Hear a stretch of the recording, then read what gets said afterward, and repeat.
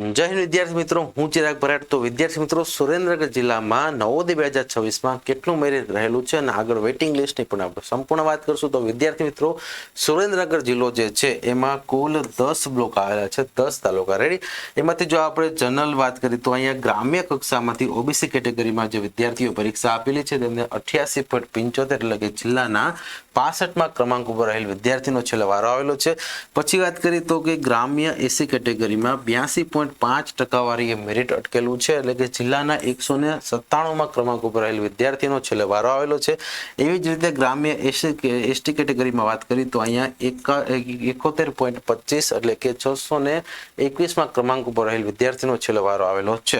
એ જ રીતે શહેરી ઓબીસી કેટેગરીમાં 92.5 એટલે કે જિલ્લાના 15મા ક્રમાંક ઉપર રહેલ વિદ્યાર્થીનો છેલ્લે વારો આવેલો છે। એ જ રીતે શહેરી એસી કેટેગરીમાં 91.25 એટલે કે જિલ્લાના 42મા ક્રમાંક ઉપર રહેલ વિદ્યાર્થીનો છેલ્લે વારો આવેલો છે। એ જ રીતે શહેરી ડિસેબલ કક્ષામાંથી વાત કરીએ તો અહીંયા 48.75 એટલે કે જિલ્લાના 2415મા ક્રમાંક ઉપર રહેલ વિદ્યાર્થીનો છેલ્લે અહીંયા વારો આવેલો છે। અને ત્યાર પછી વાત કરીએ તો શહેરી અનરિઝર્વમાં વિદ્યાર્થીઓને 93.75 એટલે કે જિલ્લાના 8મા ક્રમાંકમાં રહેલ વિદ્યાર્થીનો છેલ્લે વારો આવેલો છે।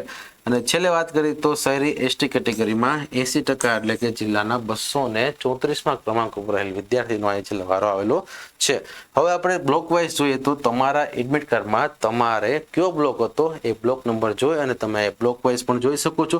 જો તમારા એડમિટ કાર્ડમાં બ્લોક નંબર 1 છે તો તેમાં 91.25% વાળી છે, બ્લોક નંબર 2 છે તો 90, બ્લોક નંબર 3 છે તો 92.5, બ્લોક નંબર 4 છે તો 91.25, બ્લોક નંબર 5 છે તો પણ 91.25, બ્લોક નંબર 6 તો 85, બ્લોક નંબર 7 તો પણ 85, બ્લોક નંબર 8 તો 78.75 અને બ્લોક નંબર 9 તો 91.25 અને બ્લોક નંબર 10માં 87.5 મેરિટ રહેલું છે।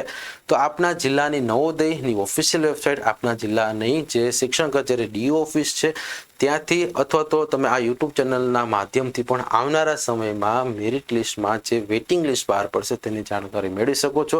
તો વિદ્યાર્થી મિત્રો, અત્યારે જ આ યુટ્યુબ ચેનલને સબસ્ક્રાઇબ કરી રાખો અને જેથી કરી આવનારા સમયમાં કોઈ પણ અપડેટ આવશે તો આપના સુધી સૌથી સચોટ અને સૌથી પહેલા પહોંચશે। વિદ્યાર્થી મિત્રો, વિડીયો પસંદ આવે તો એક લાઇક કરી દેજો, ચેનલમાં નવા છો તો સબસ્ક્રાઇબ કરી નાખજો। જય હિન્દ, જય ભારત।